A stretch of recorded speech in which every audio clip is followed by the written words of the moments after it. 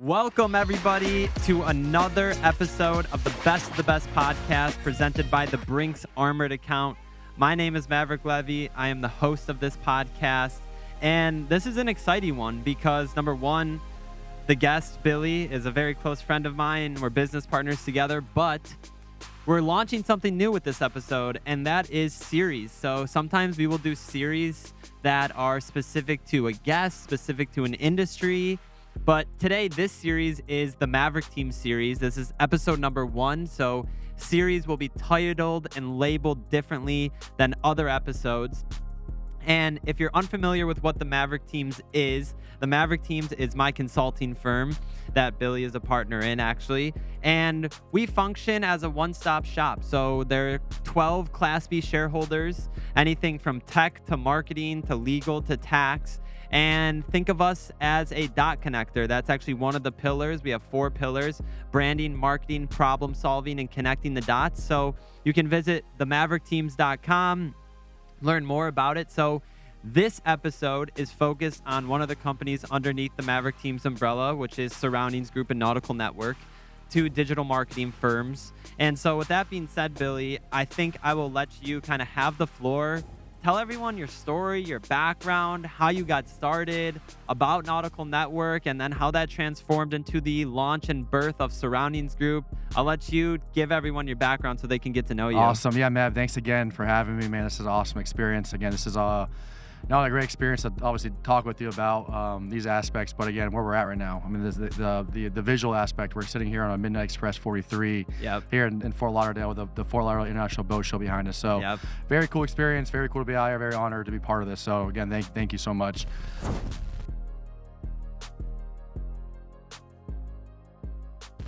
A little bit about me. Born and raised in Tampa, Florida area. Played sports growing up. Big sports guy, and literally a lot of the things of what I've developed in the business world has come from development through sports. With the team culture building, all those good things have come from my upbringing of sports. So currently the CEO and founder of Nautical Network and Surroundings Group. We'll start with Nautical Network first. Nautical Network's a full-service digital marketing agency that solely focuses in the maritime industry. So we support anything marine related, ideally yacht brokerage firms, marine dealers, marine products, manufacturers, yacht manufacturers, transportation companies, a lot of those, the vendor service aspects, anything marine related. Again, we have a service for it. So that company is very, very special because not only do we provide full range of services, from content creation, social media management, paid advertising, websites, etc. But what makes that company super valuable is our following and influence within the industry on our social platforms and brands. And that's what kind of started the whole business was Instagram, an Instagram page, actually particularly the Boats Gone Wild Instagram page. And 5 years ago, again, it was just a hobby. I would just post boats on this channel, on this Instagram page called Boats Gone Wild, just to showcase, again, cool boats that are coming out, talk about the industry as a whole, and I didn't really have a vision for it. And once I kind of got into that page of building that brand, that page, more things kind of came real of how I can position it. So 5 years ago, legit, I started an Instagram page called Boats Gone Wild. Would post boats. Was it only 5 years ago? Yeah, 5 years ago. Wow. Yep. And really the idea of the page was, like I said, it was more just recognition of the industry as a whole. Yeah. And then at the time, I also had a car detail and boat detail business, and that was my full-time job. I learned real fast that there's more money in the boating industry, so that's where I wanted to put my focus in. And more money than cars. More money than cars at the time, right? For the service aspect of things. And then also when I was leveraging social media on Instagram with the Boats Gone Wild page, I also started learning that the following was becoming real boaters that were following me. So when I started running ads for my own detail business and yacht management business, I started generating leads off Instagram, which again, that was unheard of, right? Yeah. And that actually ended up turning into, again, meeting a lot of people in the industry and having a successful boat detail business. I ended up meeting a lot of yacht brokers, and a lot of yacht brokers tried recruiting me to basically be a yacht broker for their firm. And I ended up being one, hanging my license under a very small boutique firm over in Tampa. And that's when I got into the boat sales of things, boat and yacht sales. And I literally leveraged this Instagram page now to um, generate leads and generate listings, right, for the industry. So, um, really what it took was consistency of content and just, again, the subject matter expertise of the boating industry. And literally, I just took that formula and just kept posting daily, daily, daily, boats for sale, or hey, let me list your boat. And sure as shit, I started having boat leads come in, real boat owners come in and say, hey, I want to sell my boat, or hey, I want to buy that boat. And I started getting real leads. So it was really unique on that platform and that model that I created with Nautical Network was, hey, we're a full service marketing agency. We provide a full service, but we can also get you the results that you need or the results that you want when we come film that piece of content for your brand. So again, we can leverage our brand that we've built and leverage the credibility that we built from that aspect. Right. And talk about surroundings group too. Yeah. So obviously in the boating industry, right? It's within that luxury vertical, right? The boating industry as a whole, yeah, it's a very niche market, but you can even break it down further, right? You have certain communities, go fast boat guys, you have the fishing guys, wake boat guys, etc. So all on the luxury side of things. What was happening was, again, dealing with the the industry as a whole.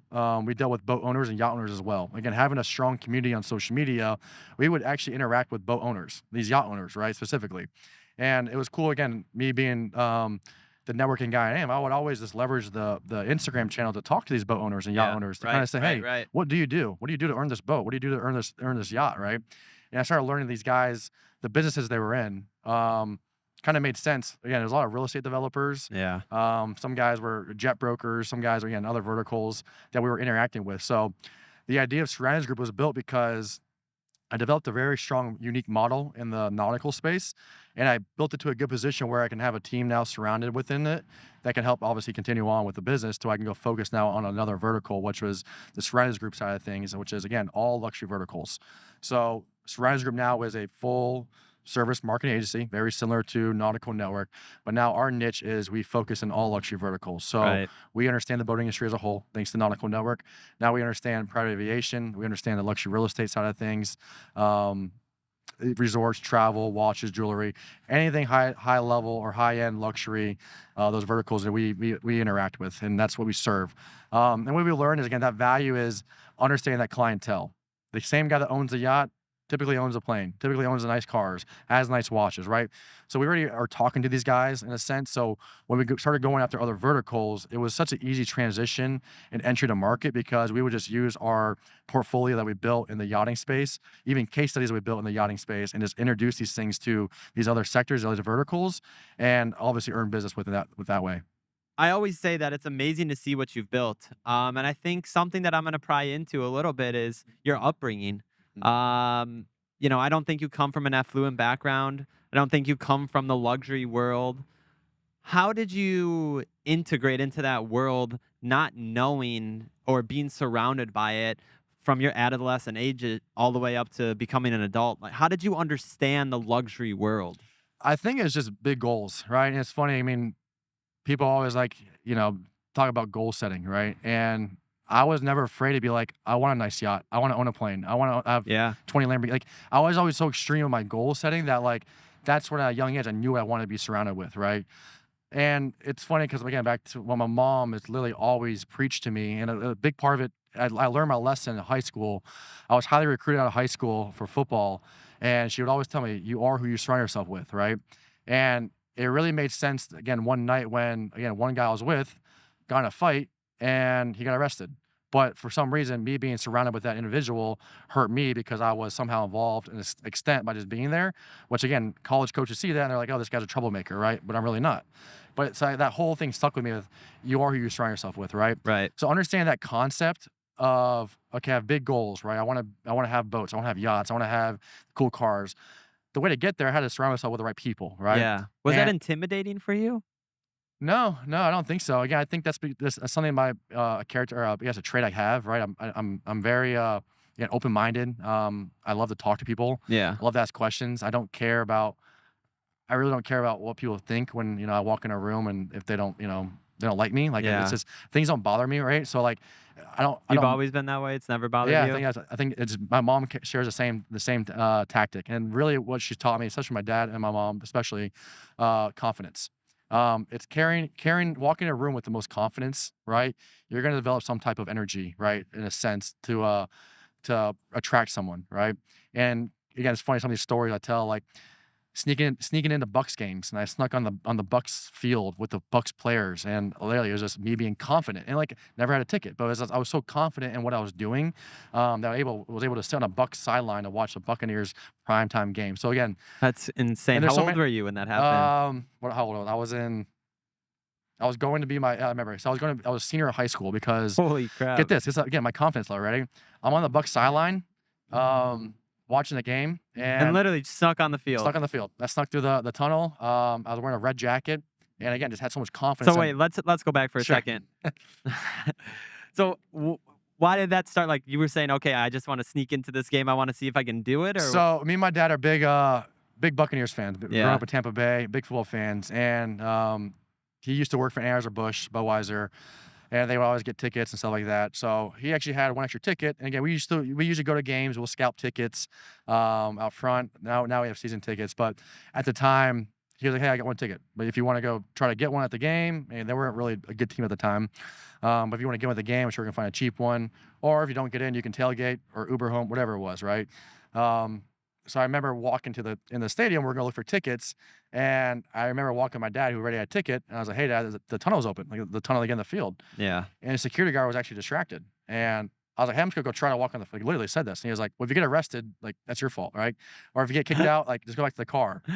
And I was like, "I want to take the risk." He's like, "Go ahead." So Yeah. I just remember walking to the tunnel. Security guard was kind of distracted. Again, I was wearing like it was kind of cool out. It was a Monday night, it was a Monday night game. Let's say closer towards the end of the year. And I remember being cool. I started a red jacket on. Find out, I see all the security wearing an almost exact identical jacket. So I legit probably walked in, and security probably thought, again, I was just part of their team. Yeah. That they didn't blink an eye. I walked by them, didn't have to show any pass or everything. Again, I'm wearing a pullover jacket. And I got to a certain level of the stadium, a certain aspect on the field. When I got in, there was this line you couldn't cross. And I was like, I'm going to cross that line. So I crossed the line. I sat there, again, with confidence, arms crossed, looking around. And then again, people were around me that were supposed to be there. And it was me just small talk. "Hey, Yeah. what do you do?" "Oh, I'm the auction guy." "Oh, I'm the medic." Or, "Hey," it was the funniest thing. You start small talk with people that you're building trust. Yeah, So right yeah. now they're like, this guy's talking to me. He's not crazy enough to be sneaking in here, still talking to me, right? 100%. Yeah. There's no one crazy enough to do that. To do it. So again, this is where it gets crazier. Now I remember why. I remember the year now, because I was going into college. Because again, I got recruited. I already signed a scholarship to play football, and back to me being very confident. Right, it was a Bucks quarterback, and I played quarterback in college and high school football. There was a second string quarterback sitting on the bench, and I was literally sitting behind him. And I was like, should I talk to this guy? He's in the middle of the game. I want to learn, right? I want to be like, "Hey, I'm about to go to this college here next year." Like, so sure shit, I tap him on the shoulders. Josh Johnson, who's still playing in the league right now. He plays for the Ravens as a backup. He actually started for a few teams. Tap him on the shoulder. "Hey, Josh, love your work, man. I love the way you play. I love the way, I'm following you for a while, right? Saying all these things." And right away he turns around, I'm like, "Oh, cool, man. Appreciate it. What?" And he started talking to me. Yeah. What is it you do? I was like, "Oh, I'm actually here for the game. My family making stuff up. You Yeah. know?" Yeah. And I was like, "Let's talk football." I actually told him again the college I was going to, and I remember him just giving me pieces of advice, going into the college level. So again, it was just cool. Here I am in a Bucks stadium talking to Bucks players at the time, and again being super excited at the time was awesome to see. Yeah. All right. Ben was right. Producer Ben was right. I'm going to take a quick pause. I need to put the fucking stand up here. All right. So let's go back to it. You're on the field. You're talking to the second string quarterback. Go from there. Yeah, no, again, it was funny. So again, now my dad is actually in the stands, right? So he went to the game because he was like, "Hey, man, like, if you're going to do it, it's all up to you," right? So again, built that confidence, got on the field, got to the bench.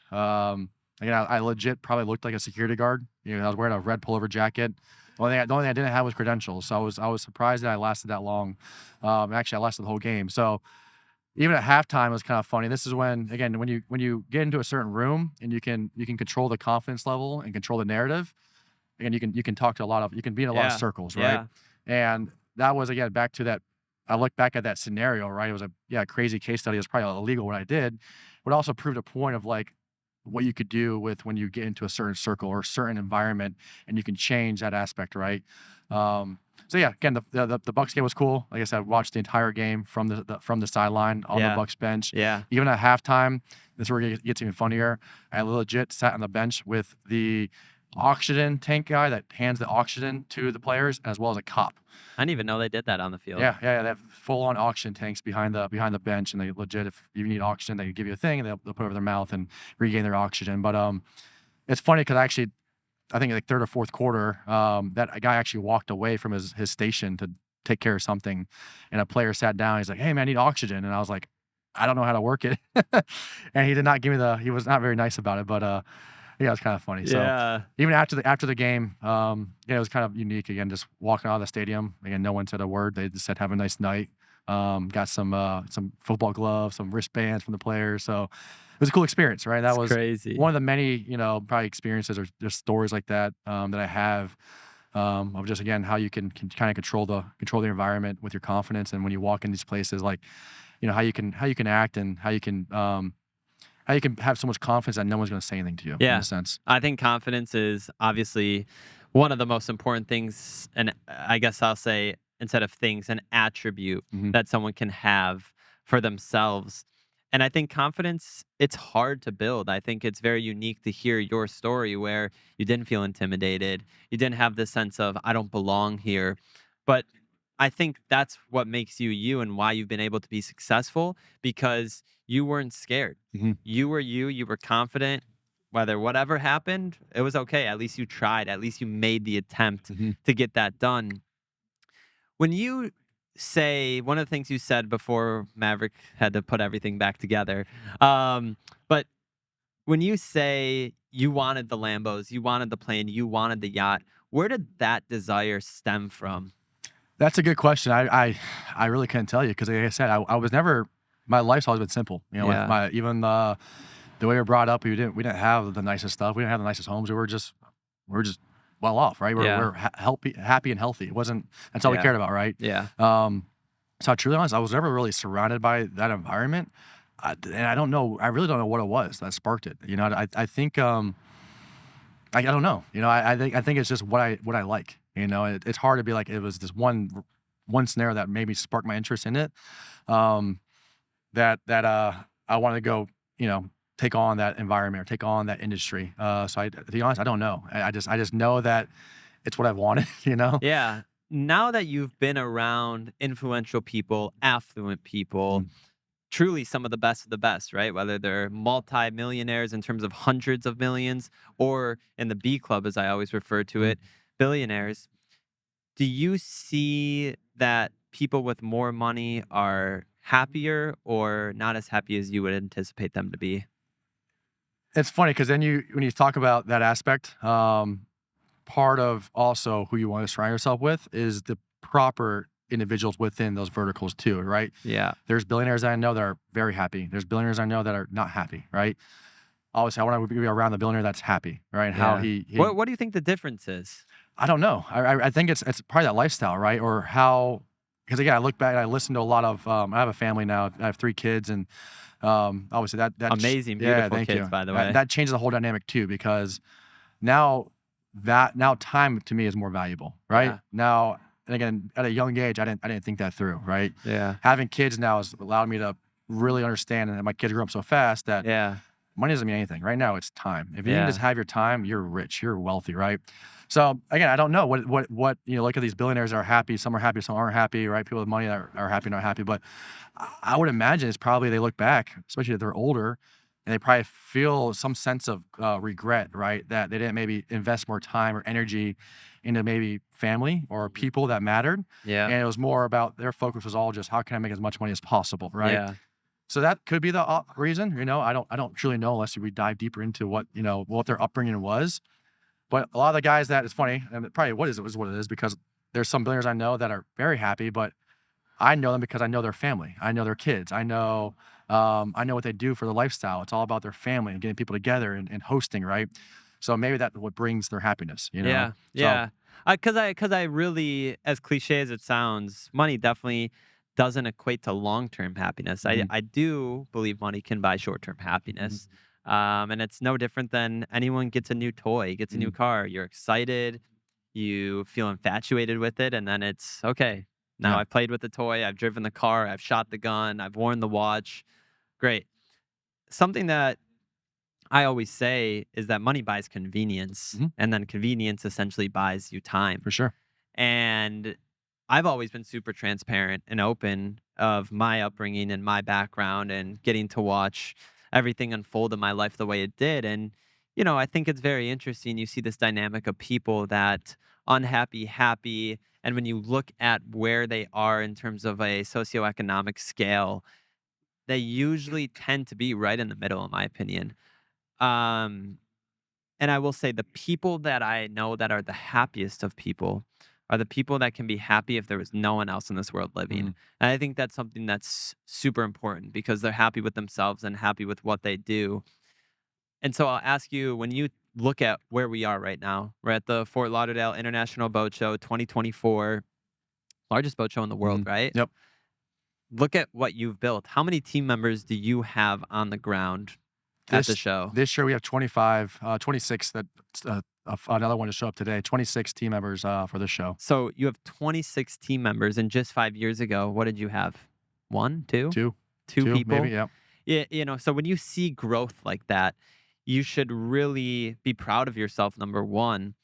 But does it make you feel happier to see the growth, even if it doesn't equate to dollars, even if it's just like, holy shit, I have 26 people on the ground hmm here. How does that make you feel? makes you feel really happy. It's humbling to be honest. I mean, it's when you see. I think the humbling part is when they're happy. Because you just provided a unique opportunity, a unique experience for someone to potentially change a life goal of them to get on a yacht or get on a boat, right? I think this show, out of the 26, I believe 5 of them had never been to a yacht show or been to a boat show before. So, Wow. you're getting even those individuals into this more exclusive environment and a unique environment, right? That they're happy. Again, this Yeah. is new territory to them, right? So they have a different type of energy. That's what makes me happy. When I see that team, right, gel. Another aspect too that I love is when you start seeing individuals lending a hand, right, Hmm. or shouting someone out. Hmm. It's the best. Every night we have a team meeting, and like first thing we do is shout outs. And you literally have. It's funny. The meeting's an hour long. We spend 40 minutes giving shout outs, and it's like that's Yeah. amazing, right? When you have team members really shouting out someone else for their great work or their great Hmm. effort, right? That's where it brings me happiness when I can not only can I scale a team and grow the team, right? That's great. That's awesome. That means business is doing well. But now when the team is together, but they're not only together, they're executing as a whole, right? There's no Yeah. individualism. There's no this guy's doing his thing and it's his way or no way. It's no people have to sacrifice and people it's cool, but you literally see guys sacrifice things at nighttime, right? Last thing was Halloween. These guys we have kids ages from 19 years old all the way up to 35 years old. People still love to go out and do things, right? At that age. Yeah. Not one person went out last night. Yeah. They could have all easily called in the day at 5 and said, "Hey guys, we're out." They stayed up Yeah. to 10 o'clock, 9 o'clock at night, making edits, making sure stuff was dialed in for the next day, right? I And that, forgot it was Halloween yeah, yesterday. that's funny because I look back at that aspect, right? And something we talked about in the past, you and I, about like setting these expectations clearly in the beginning. Again, 2 years ago, we would have been out that night. We would have went out. We would have lost some of the edits. We would have probably partied, drank, and had fun because it was such a fun environment with these people. Yeah. It's crazy to see. It's very humbling to see the maturity level, right, of what 2 years can do. With very similar team and similar motives, but now this team is just dialed in. Again, Yeah. it's like, hey, we want all our stuff dialed in. We want to have everything turned in. And we want it to the top quality. This is more important to us right now than going to do other things. So, What's so funny to me is you see all these clips online on social media. Oh, this is a powerful business quote, or this is a good quote. And then over time, because it's thrown in our face so much, it becomes cliche, right? It's like, okay, here's another quote. Here's another successful entrepreneur quote. But I think sacrifice is mhm, truthfully, as cliche as it sounds, the most important thing when you're in the building process. And that building process is usually the longest process of any business, right? It's the building process, laying the foundation, making sure structurally everything is intact and in place. And like I said, I forgot it was Halloween last night. I have like an hour drive from my office to where I live. And where I live is downtown in Brickell. I pulled into Brickell. Oh my God. I was like, what is it? I forgot it was yeah. Halloween. But that takes me back to like I got as stupid as it sounds. And it honestly, it kills me to even say this, but the FOMO that I got last night of like, I'm not out. Yeah. I got home from I called you. What time? Yeah, it was 9:30, late, yeah. 9:45. That's when I got home from the office, and I had FOMO because I'm like, oh my God, all these people are out having fun, enjoying their time. And then I always just go back. Got to stay on track. Got to Yep. stay patient. Got to stay consistent with it, because what I'm building now, and I know you and I are very similar in this mindset of planting long-term seeds Mm-hmm. and planting a seed for 10 years, 8 years, 15 years down the road, where you're going to nurture that seed. You're going to water that, make sure it's growing, help it with anything it needs. And that's the place where you're at, I'm at, we're all at when it comes to Surroundings Group, Nautical Network, or any of the affiliated businesses. What has been the best part about building the brand of Nautical Network, Boats Gone Wild, Surroundings Group? What has been your favorite part thus far? Probably meeting you, Mav. No, but I think again, it's true. It's not just you, right? But it's the people, all right? And Yeah. I tell everyone that because again, the whole when I first started, again, the whole vision of Boats Gone Wild was you want to use this platform as a communication platform. How can I interact with as many people as possible, right? When I was selling boats, it was such an easy platform to obviously network and meet boat owners and just talk boats on social media, right? But it's the people aspect of what I built that's the successful part, right? Because now it's funny, it's this communication platform again, the marketing aspect, the full service marketing agency. That's not gonna get me to my goals. That's not gonna let me buy that plane I want. Let me get all these cars I want, right? Maybe, Yeah. right? But it's a longer term aspect there, Yeah. going Yeah. that business route. So I believe that the marketing standpoint, at least how I envision Nautical Network, it's the communication platform, right? Yeah. That's what that platform, that companies are what's going to get me in the doors or have the conversations with other individuals, 100%. right? Of other companies. And again, it's happened already where it's like I've developed so many relationships through this business, right? That had nothing to do with me actually providing a service. It was me just being who I am and having the credibility that we built from a brand that I'm getting in certain conversations about real estate Mhm. opportunities, whether Mhm. it's Mhm. a new marina that wants to get built here, or even real estate from the residential side of things. Hey, because the surroundings group side, they're like, we deal with home builders, we deal with obviously boat owners that own land. Like there's so many different opportunities outside the marketing sense have came about through obviously what we built through networking. So yeah, really that's the people portion of it. Is it's what's something that can be replicated, right? You Yeah. can't replicate what you built to get the relationships that you developed. And I think a couple things. I think number one, Billy, and I tell you this probably not enough. Recently, I have, but it's in all honesty, as much as you want to say we're a team, we do this all together. I had a conversation in the car. You are the glue.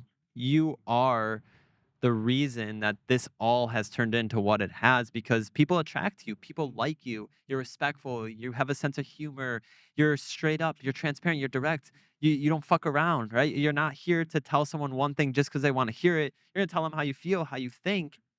And one of the things I think will be fascinating to people is because you're able to embed yourself in this network of high net worth individuals that I touched upon, right? Whatever their net worth level Mhm, is, but extreme enough to own one of mhm. these boats, enough to own one of the planes.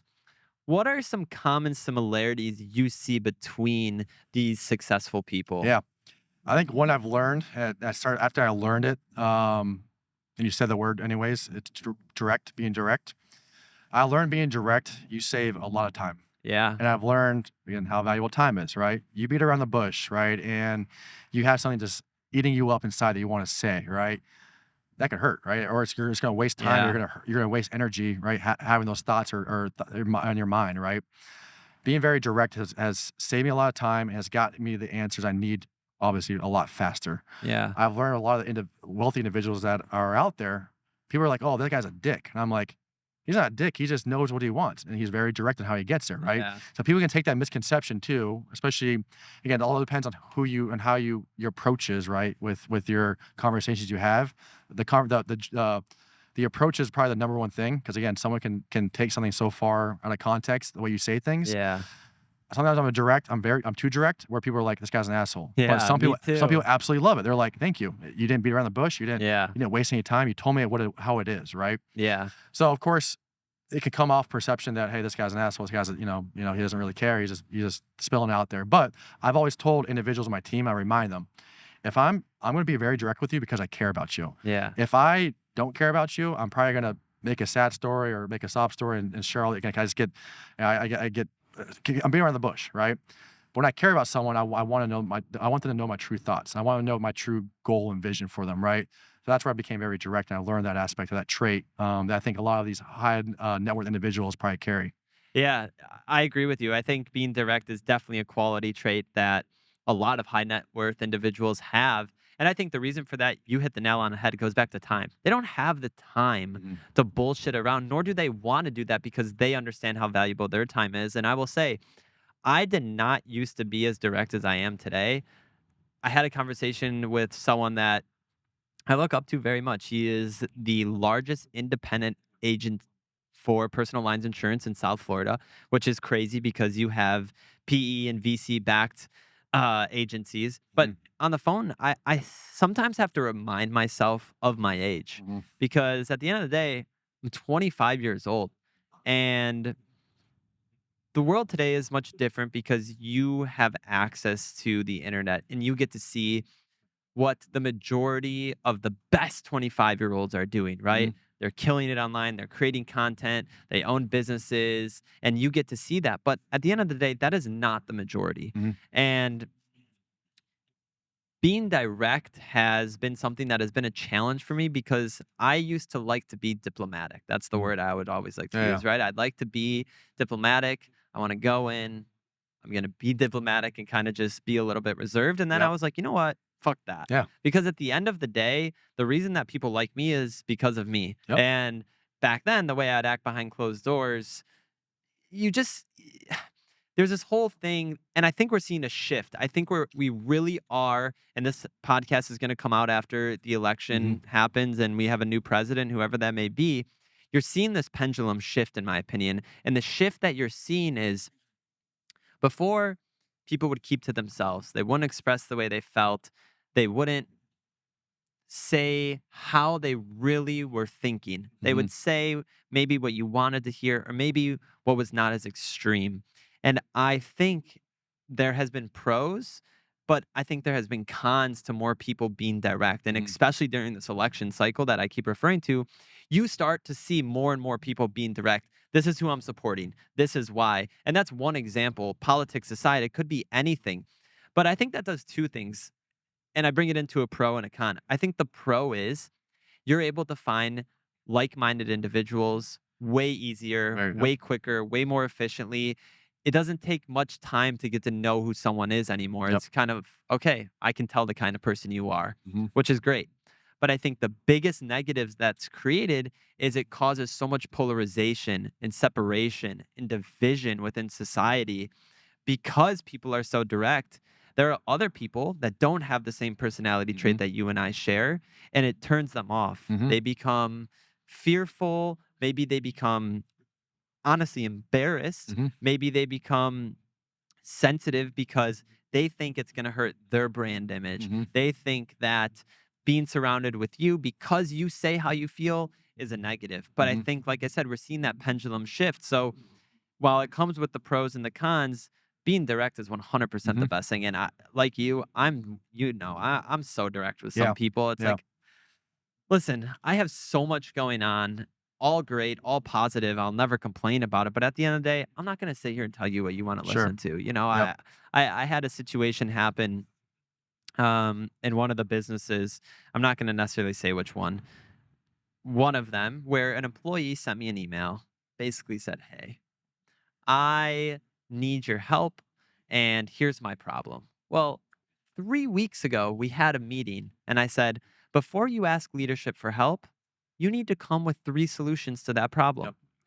Guess Right. what? They didn't do that. Yep. So, my response, as direct as can be, you need to come up with three solutions to yourself Mhm. for yourself for this problem. Then you and I can go over them. We can evaluate what is the best path forward for whatever this issue is.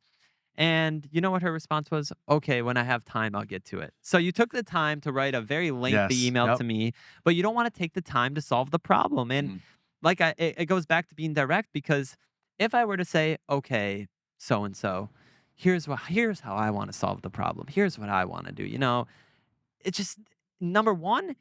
it defeats the purpose of Yep. creating this culture that I'm trying to instill. Number two, it now shows that she doesn't have to do it, Hmm. right? She can come to me, and she can think that she's going to get the problem Yeah. solved by me. I'm not solving the Yeah. problem. Yeah, she can solve the problem.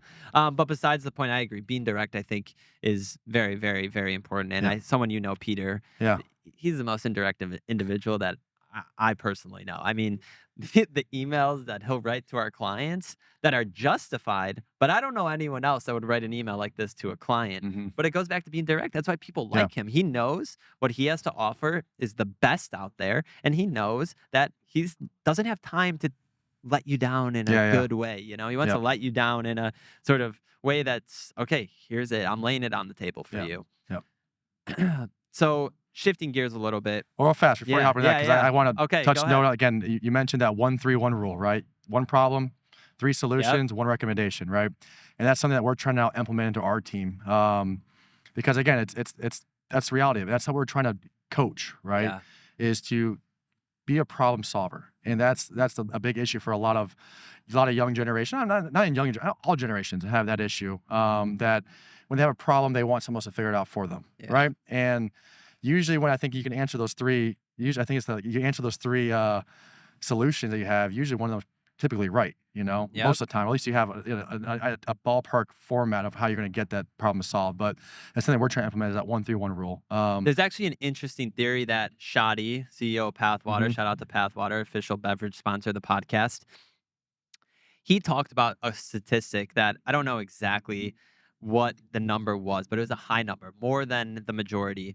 Um, Leaders make the wrong decision, Mhm. but they made a decision. Mhm. And that's what it comes down to, right? Making the decision, even if it's the wrong one, is better than no decision. Yep. And that takes problem solving. Do you think problem solving is a character trait that you can build into an individual? I believe so. Again, if you can coach them back to that, even that using that 1-3-1 rule that you can even kind of elaborate on a little bit. If you can coach them to think, right? That's the issue. I mean, that's the number one thing. If they can just think through the problem, or they can properly define the problem, typically the answers on the right on the walls, right, where they say it, or however they define the problem. So I think Do you think everyone is coachable? no, not everyone's coachable, not at all. And again, even our team members. Do you think someone can make themselves coachable? Like, do you think it's a personality trait that maybe they're not coachable, but if they work on themselves, they can become coachable? I don't know, yes, because I've seen it. I personally seen it where, again, some of our guys have now been there for 5 years, and you see some of the team members that have been there for 5 years, kind of their professional and personal phases of maybe not being a problem solver. And again, this is from a leadership standpoint. I did exactly what you didn't want to do, right? I used to solve a lot of the problems. Yeah, Right. yeah. So now everyone's like, oh, if I got a problem, Because it seems easier. it seems easier. Yeah. And it is easier, It is honestly. easier, but it's not. You got to think long term, right? You're planting Yeah. long term seeds, and you want this team member to be successful and Yeah. coach them. Yeah, Well, if you're just gonna do the job for them, that's what they're gonna expect every time. exactly. So hey, Bill, I got a problem. Can you solve it? Now that again, back in the day, yeah, here's an idea. Oh, perfect. I'm gonna do that. And it's like, well, fuck. Like I should have done it. Yeah. Like now today's coaching, right? It's hey, Bill, I got a problem. Hey, what do you think your three solutions could be? Oh, maybe I should try this, and this. Well, let's try number 2 first. Perfect. Mhm, Let's try that mhm. first. And having that different perspective you have no choice but to get this individual now to think right about the problem, how to solve it. So I truly believe it could be coached. That's not everyone, because again, there's also individuals that we've ended up losing because there's a breaking point. They get to a point where they will never understand it. They'll never understand how to get past this certain coaching point, right? How to develop as a human and be a better human, right? Yeah. Problem solving. So Yeah. it's not for everyone, right? But I think it is definitely possible. Why do you hire younger people? Is it because financial reasons? Is it because you think they have the ability to grow and learn? What is the reasoning behind that? I think the growth, the learning and growth aspects could be a big aspect to it. One is the style of industry we're in is social media is definitely a more younger, right, generation for the people that are really good at it, right? Yeah. There's a few older people that I know are decent at it, but most of the people that are very good at what we do, they're younger, and they tend to be younger. So that's probably why that kind of happened. Yeah. I always find that so fascinating about social media because almost every other instance, it's the opposite. Yeah, it is. And it's funny because then you look at the production side of things, right? And this is where I've always tell people, right? One of our core values is being able to adapt, right? And a big part of that can go, the word adapt can fit in so many of our departments, from the social media side of things. Again, social media is always adapting. Shit's always changing. New features, new trends are happening, right? How do you adapt to those scenarios? When it comes to production, it's new technology. It's funny because you look at the older production guys that have applied for jobs.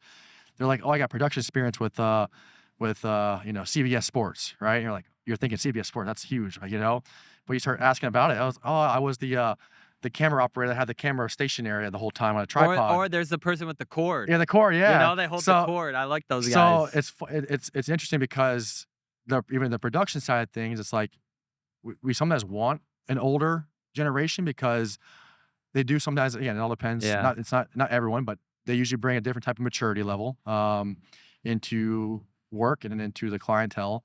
But you take away the fact that they may not be fully innovative with what equipment to use, right? Yeah. What style is working? Because again, it's gotta be relevant to what's working on social media, what's working just in general with content. So the younger generation obviously has a little bit of both. They're maturing, right? Of course, the guys we want to hire, there's maturity there, but they also are you don't have to hold their hand through the whole creative process. They already have some sense of like what equipment to use, right? What style we're trying to go after, right?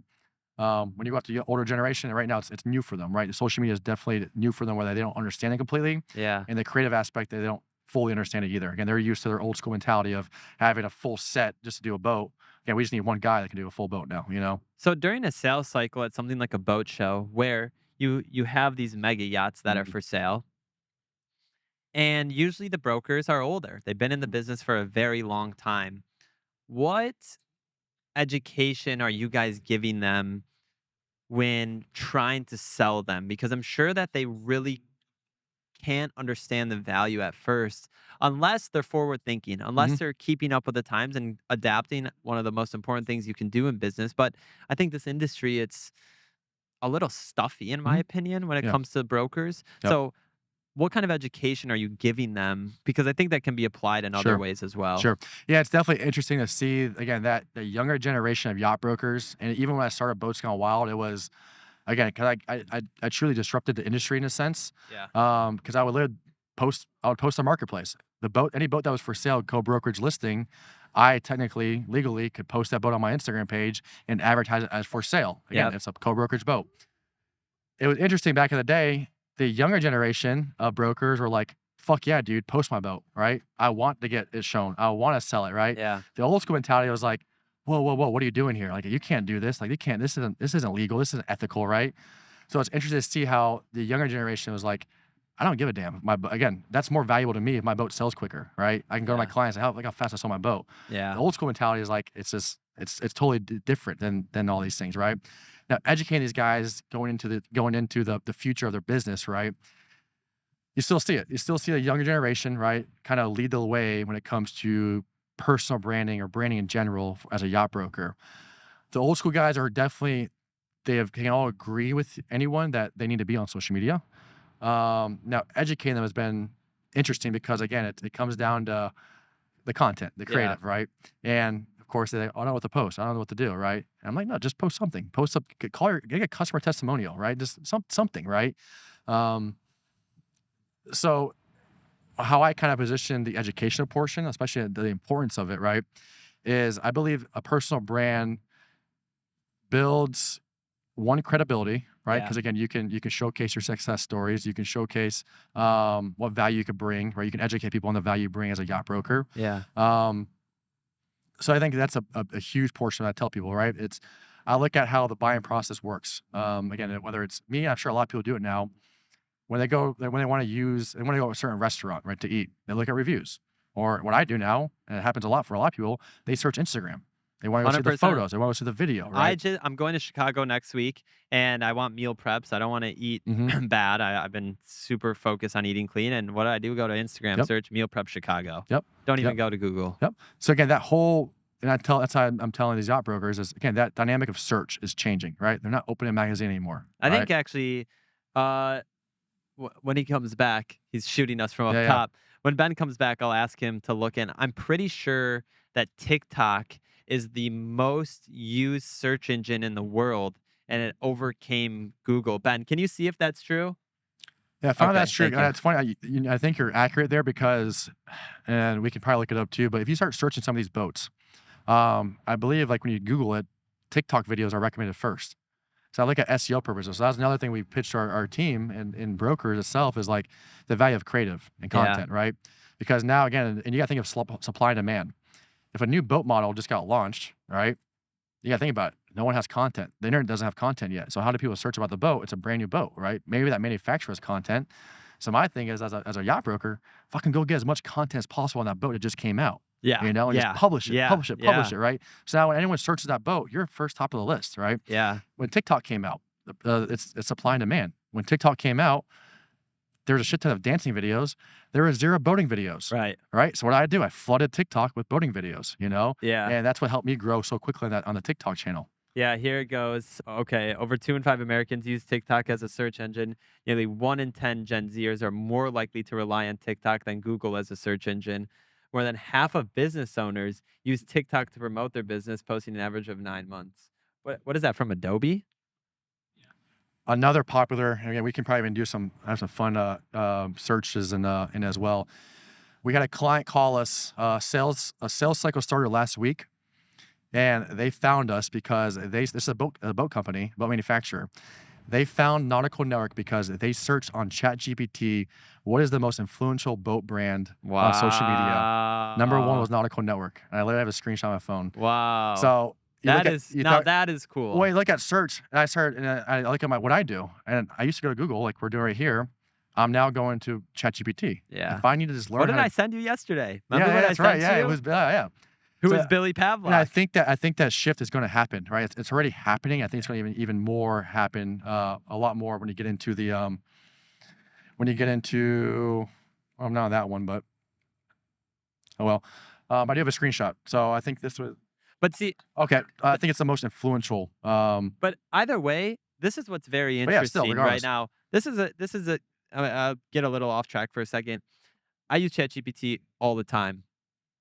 We really integrated a lot with the podcast. This is very interesting because the answers are different, right? So you're getting different answers Mhm. per user, which I Yep. find fascinating because you're asking the similar question. You would think that the answers are going to be the same and Yep. uniform. Yep. But either way, listen, I'm sure it did happen because at the end of the day, you guys are the best. Yep. There is no one better than Nautical Network. Yeah, there are some competitors. Those competitors are not even close to being on the same scale as Nautical Network. But it's one of those things where you became the subject matter expert through social media, which is, I just don't think people realize still today. I know they know it's powerful, but especially in a world of luxury, especially in a world of sales, and when I mean sales, I mean big ticket items, Mhm. houses. Okay, people use the internet for homes a lot, but people don't understand the power of social media. So I would love if you would give us some of the coolest case studies Yeah. you have on the power of social media, what the items were that were being sold, how the transaction happened, because I think it can bring a lot of awareness to others that are wondering how good are they at actually selling a high ticket item on Mhm. social media? Mhm. Yeah. No. Again, the beautiful thing about social media as a whole is it's a form of communication, right? So if I was a yacht broker, right? Again, I can easily go find online business owners, a list of business owners, right? Yeah. And the companies they work for, right? Or the companies they own. And then again, you just get that list, call it 100 different people, and you go find them all on Instagram, right? You may find out 100, there may be 60 of them, right, Yep. on there. But again, those are all potential clientele, depending on Yep. what vertical or industry you're in, especially Yep. the boating industry, right? And then from there, you kind of just go their profiles, and usually they post personal stuff, whether they have a family, whether they have nice cars, whether they have nice boats, whether they're big in the environment or the community, right? What college they went to, what college football games, right? Those are all ammunition for you to get in touch with this person, right? For instance, if you see John Joe, who you're trying to maybe one day you want to sell him a boat. He's call it a Florida Gator fan, right? Yeah. You may in your next conversation, hey, how the Gators do this weekend, But that sparks a curiosity of like, how does the guy know that? Yeah. Before you go any further, I think I can't believe I didn't touch on this in the beginning. The way that Billy and I met was I sent you guys a DM. Mhm. I think it was Boats Gone Wild. Yep. And I said, hey, I'd love to have you on the podcast. We then met in Miami. That we became close friends, and then we became business partners through social media. Yep. That was all done through social media. I think there's 25. We have 28 full-time W-2 employees. I want to say the number at 20 we met through social media. I believe it. Hiring people, social media is where I went to first when I said, what type of person are they?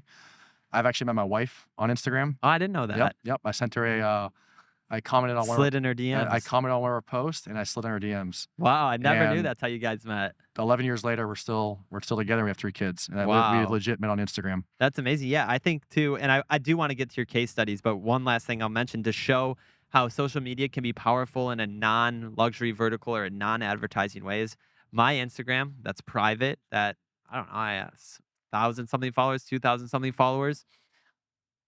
I posted on there, I'm looking for a young, talented, motivated, either CPA or aspiring CPA. And I found this kid I sat next to on a plane that we sat next to each other on a plane when we were 11 years old. It's crazy. Flew down to Florida. I was like, oh, where are you going? He's like, oh, I'm going to this city. And I happen to be going to the same city, which is it's a very, very, very small city. No one ever knows it. Mm-hmm. And then I put that on my Instagram about 4 years ago, 3 years ago, 4 years ago. And he slides my DM. Hey, you may not remember me, but we sat next to each other on the plane when we were kids. Mm-hmm. And I just graduated with my master's of accounting. I would love to talk more about this. And now moved to Florida, part of the team. And truthfully, I feel so blessed every day to have Josh. That's his name, Josh Mitchell. Mm-hmm. His dad is a big fan of the podcast. So shout out to Mr. Mitchell. But Josh would never be there if it weren't for Instagram. Sure. And it's very, very challenging in today's world to find someone that is a young, motivated, and determined person that's in the accounting space and that it's actually becoming a CPA. Josh is going to be a CPA soon. So now tell me about your case studies. Since you told that story, I got to tell my story now of Sean O'Donnell. So Sean has been my right-hand man when I built Boats Gone Wild. When I built Boats Gone Wild, that was my baby. Again, I had this asset, and that's why a lot of people don't think when they think Instagram pages or following Instagram pages, they don't know what to think about it. But if you look at it, it's a digital asset. You work to grow an audience, and that audience is somewhat valuable, right? If you can post, you're going to reach X amount of people, right? You know the value of that following too, because you know who it is that's following you, right? So giving over the reins to someone to take on that account can be very scary to some people, right? Yeah. It's your baby. You just spent all this time and energy into it. Sean O'Donnell been with me 6 years, even before the whole forming the actual company. He was my right-hand man. He helped me support me on Instagram pages and build them. But I actually met Sean through Instagram. And how I met him was he was trying to build a competing business, nowhere near the level we were at the time. And I reached out to the competing business. I said, hey, man, don't have no idea who you are, right? Again, don't only see a face. I just see a boat page. Yeah. I love what you're doing. Yeah, give them the credit. Love what you're doing. I definitely see that we're, going head to head here in a sense. What's your goal? What's your passion? Who are you? Guy writes back, oh, I'm Sean O'Donnell. I actually go to crazy world, small world. I actually go to the University of Tampa, which is right down the road from me. I said, cool, I'll take you out to dinner. So we went to dinner at Hooters. By the end of dinner, he had logged into my account on Instagram and he started posting.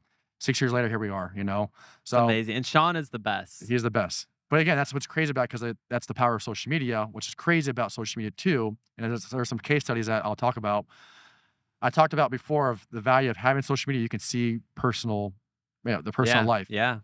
Think about this. Sean, I didn't see who the hell Sean was. I just saw a boat page. That's all I saw, right? Right. Didn't know who the hell he was. Didn't know his name until I reached out. And sure enough, it's who it was.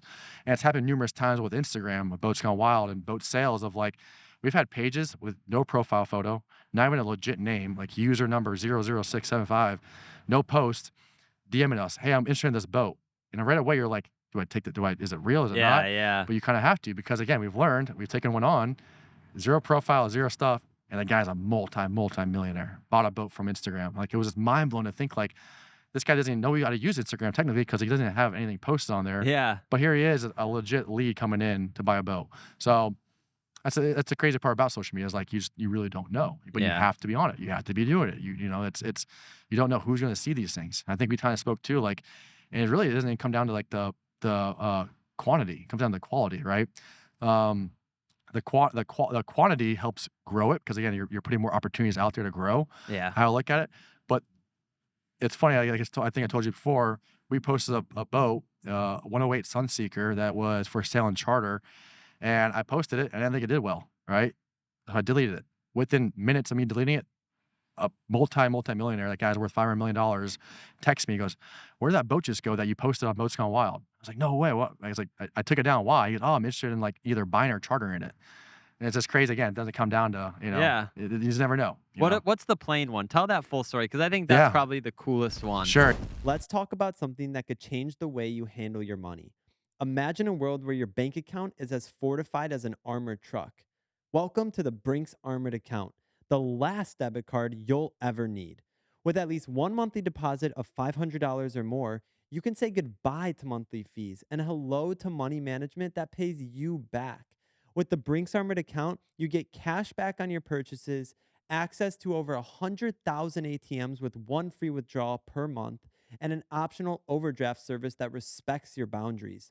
But that's not all. Brinks takes security as seriously as you do. Enjoy peace of mind with ID theft protection and purchase assurance, guarding your transactions and new purchases against damage or theft. It's not just an account, it's an armor for your finances. Qualify for early direct deposit, and you can receive your paycheck or government benefits up to 2 days faster. It's your money. Why would you wait? Step into the future of financial confidence with the Brinks Armored Account. Visit brinksarmored.com to learn more or connect with Brinks Armored on social media. Brinks Armored Account. It's not just safe, it's Brinks safe. So the plane case study, this is really unique. Through Boats Gone Wild and Nautical Network, we developed a relationship with a boat manufacturer. This boat manufacturer, again, they built our truck. They actually acquired the brand kind of recently, and it's a pretty popular brand. And they actually, again, wanted to use us and introduce us to, because when they bought this brand, they're like, okay, we need to get marketing. Yeah. And we got in touch with this new family that bought this boat brand. And again, we met them through obviously social media and Instagram and being in this industry. And we actually became pretty close to them. Again, they saw the value in our team, they saw the value in our company, and we actually really came with the owner itself, as well as his family, his kids. Yeah. This family's really, really wealthy. They have all the fun toys, all the planes, all the cars, all the boats. But again, the moral of the story is I developed a really strong relationship with the owner itself, to a point where I can call him directly, and the guy's worth a couple billion. On social media, on Instagram, we on the Surroundings official page, which is one of our luxury themed Instagram channels, we posted, again, it's no different than we did the boat side of things, but we posted a plane. And this is a Boeing 767 VIP plane. You're talking looks like Drake's plane. It's basically Drake's plane, but different color. Posted for entertainment purposes. Like, check out this really cool plane, great video. There really was no intention behind it besides entertainment, right? All of a sudden you get a DM from some guy, and legit the DM goes, can I get more information on the plane? And I look at the guy, I'm like, okay, is this guy legit or not? So first thing I do is go to his profile. It's not private. First thing I see is he's got a photo of him and Drake. I'm like, okay, that's interesting. I go to his followers. Drake's following him. Then you have all these other high-level people following him.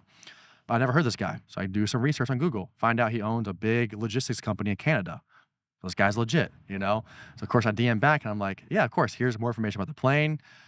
If you're interested, listen, I can connect you directly with the owner of the plane. He's like, oh, wow, can you? This guy, again, this is the thing is, this guy has no idea who he's talking to. He's talking to an Instagram page, right? So it's crazy to me thinking like, it doesn't matter if you're a person, it doesn't matter if you're a company, these guys are still going to interact to get more information, right? But again, what we've done was we set ourselves up as we look like subject matter expertise, right? Because again, we were posting content. Our pages it's educational, entertainment purposes, right? We're educating people in these industries, and we're entertaining these people in the industry. So when you came in, there was obviously enough trust to be like, hey, I'm interested in this plane. And the value of the story was not only that lead come in, but it's the power of the network. So of course I was like, yeah, not only can I give you information, I'll love to introduce you with the owner of the plane, right, to talk more about it. So within a 5-day span, I contacted the owner of the plane and I said, this is going to sound really crazy, and I don't know if you're going to believe me, but I have a buyer for your $32 million plane. 32 million. Yep, a potential buyer. And he's like, yeah, if he's real, let's do it here. I asked him respectfully, do you want me to go through you or do you want me to go through the broker? He's like, no, go through me, but again, I'll have the broker be there to obviously help represent us and make sure it's done properly. So when I got his blessing, right, that showed him value in our brand and what we can do and what social media can do. And then the value that it brought the potential buyer was, wow, these guys not only know their stuff, they actually know the people, right? There's credibility there, right? So it builds a lot more trust. So within that 5-day span, a DM came in for a $32 million plane, and I was in a car heading down to Opelika Private Airport to meet both the buyer and the seller of this plane. So he flew in. So flew in for Canada private, him and his son met us like we could know each other forever, after just DMing each other on Instagram. And we reviewed the plane. Hasn't bought it, but the fact that's all I needed. He showed up. He showed up on a private plane. That's all it took. He flew from Canada all the way to Florida. Correct. So it was a very humbling experience. And it's kind of funny because the funny part of the story, which gets better, on my way to the showing, I'm on a sales call with a boat company, and they're legit telling me on the call that you guys are going to waste my time. Like, my buyers are, again, this is a $1 million boat. My buyers are not on Instagram, man. You're like, stop trying to sell me on this thing, I'm like, it's funny you say that because I'm about to go show a $32 million plane, and literally the lead came from an Instagram page.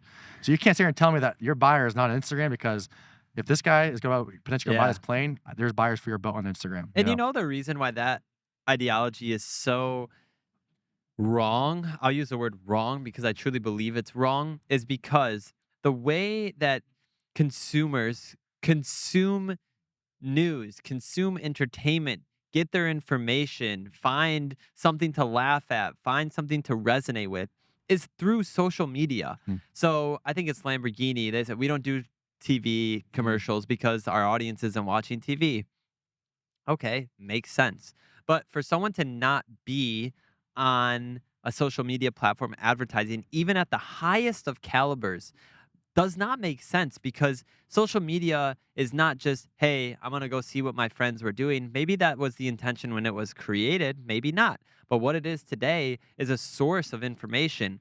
And it's gotten to the point where there is so much information that you need to go through the weeds and figure out what is legitimate and what is not. And that's what we aim to achieve here. I've talked about several times, but it's ironic to hear people say that and then be able to listen to the case studies and be able to show them. What is the reaction when you tell someone that, or when you show someone the power of social media when they say that? Because is that the biggest naysayer you hear when you're doing a sales cycle?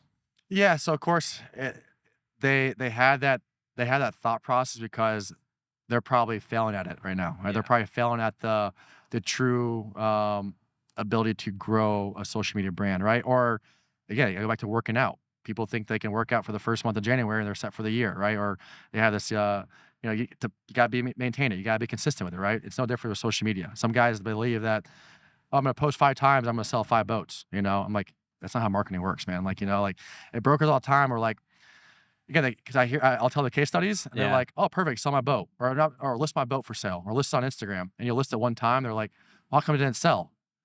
I'm like, come on. You think if I posted every single time and sold a boat every time, I would not be doing marketing, I'd be doing boat sales. You guys are crazy. So they got to understand the concept of how it works, right? And the seeds you're planting on social media. And that's why I tell guys, it's a long-term game, right? It's an asset you're building when you're building a personal brand or brand in general on social media. So that's kind of a good way to kind of approach it to guys of when they look at it, or if they're saying, hey, like, it's not working. So again, when I tell the case studies, of course, they're like, oh, I want to get a taste of that, right? So yeah, that's all. Yeah.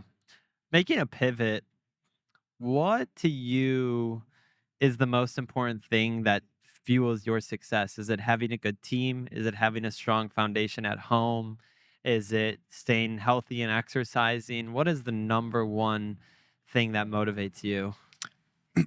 And I should say, maybe not necessarily motivates you, but keeps you going. Yeah, no, kids, number one, right? I mean, I gotta look at my kids, and how How old were you when you had your first kid? 26. Okay. Yep. 26 on my first kid. I have three now. I had three under three. So that was, it's crazy. Can I look at that time of life in my business and I can look back and I could have definitely been like, wow, this is going to be the toughest time of my life. Right. But that was actually the biggest growth of our business when I had three kids. And it was crazy because I look back now, I'm like, having the three kids allowed me to take a step back from the business in a sense, right? Put more trust into the team that I developed and that we brought on for a reason and let them help build that business, right? I've always told you build the people and they build the business, right? So having the kids allowed me to kind of step back, allow team members to now take on some certain opportunities that I probably would have taken on, but allow them to do it to build again culture and build again. Let them be successful with it, or let them fail to learn from Was it. that because you have, and I hear this very often from successful individuals, but when you bring a child into this world, it's a completely different mindset than you even thought was possible.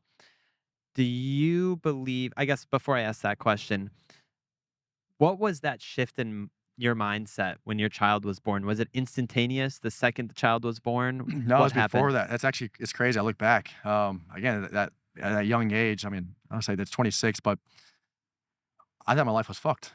You know, I'm not gonna lie. When I, again, you're building startup business, right? That's relying on your livelihood. Again, I don't have other jobs. And I have an option B, right?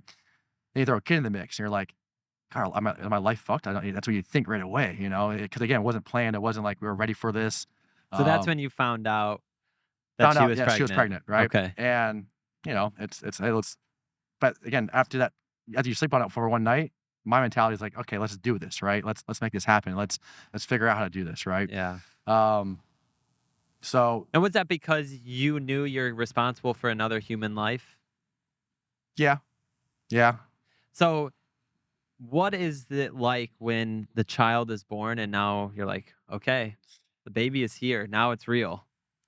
Yeah, it makes everything else easier, right? When you can, yeah, That's yeah. interesting. It's funny because again, it's actually there's like a I don't know the actual study, but you'll learn that like single couples enjoy hanging out with couples that have three kids rather than one kid. Because like people with three kids are way less laid back. They've gone through all the bullshit. They've gone through the kids screaming every night, the kids fighting, right? So you guys see me and my wife. We're like, when you hang out with us, like we're the most, nothing bothers us. You're gonna be a loud noise. It could be someone screaming, a baby scream, whatever it is. You're saying I think you incorrectly misspoke. Sorry, yeah. You're saying having three or more kids makes you laid back. Makes you like, yeah, yeah. Okay, Okay, you said sorry, the yeah, yeah, opposite. yeah. I Sorry, just want to sorry. make sure. No, no, no. You're Yeah, yeah, okay. no. Yeah, Errol, like my wife told me this study that like couples enjoy hanging out with couples with three kids rather than couples with one kid. If that makes sense. Because they Yeah. said the couple with one kid is way more uptight, like, oh my Yeah. God, don't fall, don't get hurt. When you Yeah. get three kids, it's a You've seen wild, it yeah, all. you've seen it all. You've seen it Yeah. all, so nothing bothers you, and you're the most laid back couple, it's they'll all have a good time. But yeah, I guess your question when my son was born, right? Yeah. Low What, bill. yeah, when Little Bill was born, yeah, it was real. You know, I think obviously again, watching my life go through the pregnancy and watch her grow or her stomach get bigger, like that was all real to me, right? And when he came out, that's when it was game on. You know, Yeah. that's my mentality now. Like, like let's go. You know, yeah, that's so. How important is it to have stability at home? And with that, how important is it in your life and that you would say to choose the right partner in life? It's extremely important, right? My wife was my backbone, right? So when I started this unique business, there was a time again when I built the business. Again, I built a business off Instagram, right? So 5 years ago, 6 years ago, like there was no model behind it. Like no one knew like what I was doing, or Yeah. how I was gonna do it. So when I told my wife what I was doing, she's like, "Well, are you gonna be able to pay rent? Are you gonna be able to? We lived with each other. Are you gonna be able to afford your car payment?" I'm like, "No, probably not. You know, like I don't know yet. You know, I'm gonna try this. I have a vision for it. Like, don't know if it's gonna work or not. But having the right partner, there was never like, don't do it. You know, Yeah. or hey, you're silly for trying this. It was, I got your back. You know, it was, hey, sell your truck. Here's my car. Again, we'll find a way to make this work, right? Me and my wife shared a car for a whole 2 years. Wow. Luckily, fortunately, we We lived where she worked. She was a property manager at the apartment complex that we worked at. So again, we found, we were very fortunate to get strategic Yeah. with our expenses and our lifestyle, right? Because again, her working at the apartment complex allowed us to have, a discounted rate in rent. And we chose that because we knew like if we could live here, right, we would have discounted rent. So we Yeah. made decisions that would again let us live healthy, right, and financially, and allow me to obviously grow a business that again was not very developed at the time. So, but again, it really was her that kind of was that backbone through the whole process of me really not having a clear vision of what I was doing or having a clear format what I was doing. But she just kept believing in me. She kept believing in. She kept, helping me basically not even fund it, but again, fund our lifestyle and fund what we were doing. Because again, I really wasn't making a lot of money in the beginning stages of it. I was doing a lot for free. I was doing a lot of giving, right? Again, I'll obviously pick up odd jobs here and there to generate Who didn't believe in you? the industry, the brokers that are now working with us. A lot of them. A lot of them actually. Have they ever said to you, "Good job, Billy"? Oh yeah, a lot of them to this day. I mean, literally, it's funny. One of the probably the number one. I want to say he's number one. Definitely top 5 yacht brokers in the world. Ran him today. Back to the beautiful thing about personal branding, right, or just social media in general. Ran him again. Actually, as I was walking to this boat to get on, I was walking by him. I saw him and his wife. I actually ran into them in Bahamas. Again, just a small world. I was out doing a shoot in the Bahamas, walking the docks to get iPhone content after the shoot, just being me. And I ran into the broker there. He was actually on his boat with his wife, and we'd done work in the past. He was always the hardest to work with. Again, he was super nitpicky. It was a pain in the ass to work with. Like it was actually intimidating for some people to work with him. But I love that challenge. That was what I loved about business. I love losing. I love someone telling me that we're not good, right? Because I always wanted to turn that around. And that was a better high for me when when you're able to tell someone they suck and you're able to prove them wrong, Yeah. This broker was one of those guys that like, he didn't believe in us. He didn't believe in the platform. He didn't believe in the program. He thought our stuff was average, but his brokerage firm would use us. So we would always have to be one of his recommendations. Ended up earning his business. Ended up absolutely, after the first few shoots, we've had, a couple, things that happened, crashed a drone one time. I think we were late one time, but we fought through all those things, right? But again, what I've done through the whole process was reassuring him, right, of the value that we could bring, right? And I think what happened was when I would call him, right, to kind of like explain to him, hey, again, it wasn't me, but one of our guys crashed a drone. I had to go call him, again, because this is early stages, and explain to him, well, hey, we fucked up, but hey, here's what I'm going to do to fix it. Here's my solution to fix it, right? And I've always earned the business that way by just admitting to the wrongdoing or admitting to our mistake, right? Being direct. Being direct. Admitting to those things and taking it to the chin. And I've earned a lot more respect by being that way. And that's one of the individuals that I earned it from by being that way, right? I ran into the doc today, and first thing he says was, I went to France, 2 months ago? I was on the Lamborghini boat and stuff like that. The first thing he sees when he sees me, he's like, Billy, you must have had an amazing time in France. And I was here thinking like, oh shit, how did you remember that? Yeah. I posted that 2 months ago. So that was so cool to see. Like, that was his first reaction. Was I like, hey, everything's good. It's like, man, you looked like you had an amazing time in France. So that just proved to me right there that this individual also is following me on personal brand or following me on personal social media. He's watching what I do, right? He's seeing what I do. So of course you got, it's unique to kind of see those comments be made, The pushback that he gave you, do you think it was because you were new? Or do you think it was because he truly didn't believe in the vision of what you were building? It could be a mix of both, probably. I definitely saw the passion in what I was doing. Yeah. I think that's probably what made him stick around. Yeah. How old is he? Older. He's let's say in his 50s. Yeah. Okay. Yeah. How old are you? I'm 30. Okay. When you entered, and I think this is a very important topic for everyone to listen to. When you entered into this vertical, when you created Boats Gone Wild, how much pushback or how much of a constraint was it because you were younger? Do you think you were looked at differently and not respected because you were younger, saying, hey, let me post you on my social media? Or do you think that actually was a benefit because they didn't understand social media and they figured, okay, well, he's young, he does understand it? That's funny you say that because that's how I spun it on them, right? There was that first conception of this guy's young, he doesn't know my type of clientele, he doesn't know my buyer. Like, Yeah. who is this, 25, 26-year-old kid coming in here trying to, tell me what I should do, right? Yeah. having the Boats Gone Wild channel, right, and having the true proof in the pudding of what I was doing, that's what has earned the business, right? So I took that aspect of, this guy's young, does he really know what to do, right? Is he really gonna be able to interact and be professional on these shoots, on these yachts? Is he gonna be starstruck, right? I leveraged the social media platform to build my case, to be like, hey, like, totally fine, you believe that, but here, how about these cases? Or how about this credibility? How about this, And I Yeah. would show them examples of what I was doing. And I said, hey, this is why you got to be on there, right? You get to be on social media because of these aspects, right? Yeah. So that's kind of how I would always shift it. And it's funny, one of the first one of our first retainer clients, that's exactly what happened. Was they were we're going into a sales meeting with, again, the founder and owner of this major brokerage firm. They're a worldwide brokerage firm, and we're in this meeting, and here I am again. I'm trying to pitch him on getting a retainer to do all this content for all his listings, and I'm battling versus other creators, right? So I was like, okay, I got to be different. My value was the distribution, being marine specific and being able to promote that content on my channels, right? But this old school guy that owned this brokerage firm, he did not understand what the hell I was talking about. When I said I'm going to post on Instagram, he's like, what the hell is Instagram, right? But guess what I did? The night before the meeting, all right, before we're about to go talk about not even distribution, we're about to go talk about being content creators for his team. Yeah. I went out, and Sean and I at the time went and posted about 10 other listings, not our list, their listings on their site. We posted on our channels the night before. The next morning when I went to that meeting, I literally had leads for their boats in my DMs. And I literally shared a screen. I go, hey, can I share my iPhone screen on your computer? Yeah, go ahead. Sure. Again, I know you asked about the distribution. I know you asked about social media and the value that we could bring, right? Yeah, we're great at content, right? You already gave us the opportunity to shoot 3 boats. Obviously, we did good there. Yeah. But here's the value. Ready for the value? Share my screen. I shared the screen. Legit. The first DM is a buyer for a boat. He goes, wait, that's my client.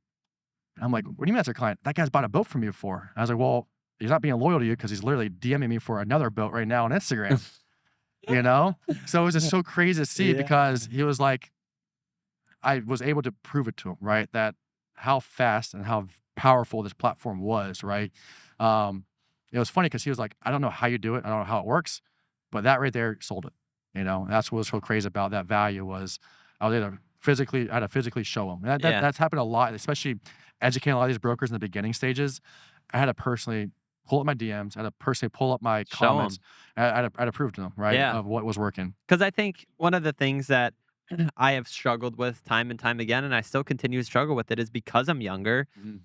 I believe that I look even younger than I actually am too. But you struggle to gain the respect until you start to talk. Yep. And once you start to talk and you hit the nail on the head, once you can prove to them that, sure, I may be younger, but I don't know what the fuck I'm doing. Yeah.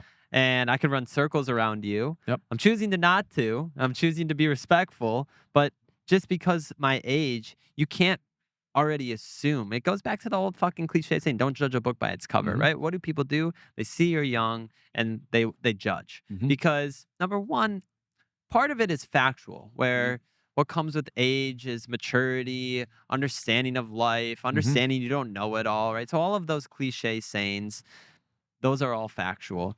But at the end of the day, if you're an expert in what you do, then what is anyone going to say? Yeah. Well, what are they going to say? What are they going to do? So for those of you who are out there that are young, maybe you're aspiring entrepreneurs, maybe you're people that, maybe you're, somebody, or you're a group of people that are trying to accomplish something, and you think because you're young, it's impacting you. Well, think about why. Is it because you're not confident in yourself? Is it because you don't actually believe in what you're trying to accomplish?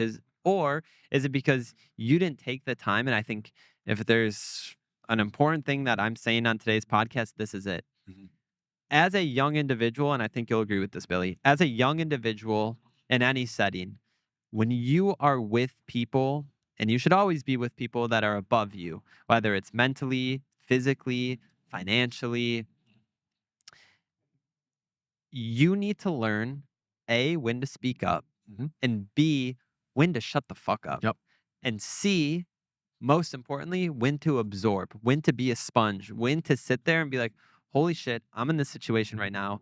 Maybe I'm not going to say shit. Maybe I am. But what I'm doing is absorbing. I'm taking this in. I'm learning from these people. I'm hearing what they're saying. I'm watching how they interact with each other. I'm watching how they interact with others. And I think that is so crucial and so important that people understand those three things, because usually people either talk too much or don't talk enough. More and more people are starting to become concerned about their plastic waste. That's why having a fun, refillable water bottle has become such a popular trend. So, let me introduce you to our official beverage sponsor of the Best podcast, Path, a sleek and completely recyclable aluminum water bottle that is also BPA free and refillable. Refilling your Path bottle not only reduces plastic waste, but also contributes to becoming carbon positive after only 4+ refills. Since 2015, Path has been on a mission to end single use plastic. It's not about drastic changes, it's about simple lifestyle switches. By educating people and encouraging them to hashtag refill it, Path shows that every refill counts in the fight against plastic waste. It's a small step that can make a huge difference. You can find Path in over 55,000 retail stores worldwide, including stores like Whole Foods, Target, CVS, Sprouts, and many more. Path is also present in airports, gyms, schools, and has extended its reach to travel, fitness, national parks, hospitality, and healthcare sectors. To learn more, visit drinkpath.com or follow them on Instagram at Pathwater. Now, let's jump back into the episode. Yeah. Sometimes it goes back to bite you, right? And this is where, this is risk or gamble, right? When trying to network or get in with certain circles. Yeah. There's strategic ways that I interact with people. It's funny. One time I was in a conversation. I'm like, oh, I'm gonna drop this name. Like this is gonna be the hit. I drop a name. This guy's like, I fucking hate that guy. He fucked me over so bad. And I'm like, oh, I don't know that guy. Never mind. So it's funny because you can get strategic on how to spark conversations and stuff like that. But of course you gotta be cautious too of how you go about it, right? Yeah. That brings up something interesting, because you're surrounded by all these affluent, super high net worth people. How often are they shady and how often are they not? Yeah, no, again, I've witnessed it. I've been involved with it, right? Especially in the boating industry itself. Again, it's they're out there, right? I believe I've done a great job of navigating it and understanding. Again, I can read someone pretty well of how real they are, how not real they are. And that's just where I like being direct, and I don't mind, again, having, and something I've always coached people too, like, if you feel like you're getting screwed over, feel like somebody's shady, again, have that hard conversation first, right? Yeah, And then regardless of it's about that aspect, just the hard conversation in general about anything, Yeah. from a young age to older age, the younger you can have those type of conversations, the awkward ones that are just like, you don't wanna have you it. do not want to have it. The faster you can have that, it makes your life a lot easier. It makes the conversations future a lot easier for anyone that's going to have those. So, again, luckily I got a trait I feel like I developed. I know you've done a good job at it. It's kind of reading people, right? Yeah. And unfortunately, but fortunately, right? I've learned through losses, right, about being screwed over by shady people or whatever it was, or certain deals, whatever it is, or getting someone going around my back to, going to the source, whatever it was, right?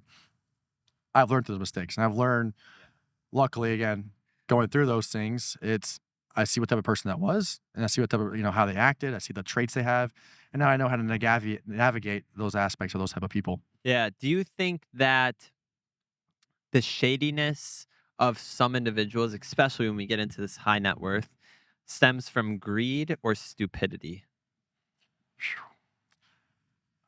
I would say potentially greed. A mix of both, right? A mix of both for sure, but I think greed too. It's funny because there's that misconception of like, well, he's rich for a reason, right? Because they're greedy, And it's like you think of that concept.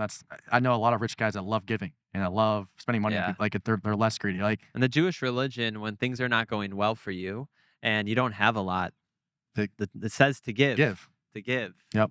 And I think it's important. So yeah, I think a big part of it, it's.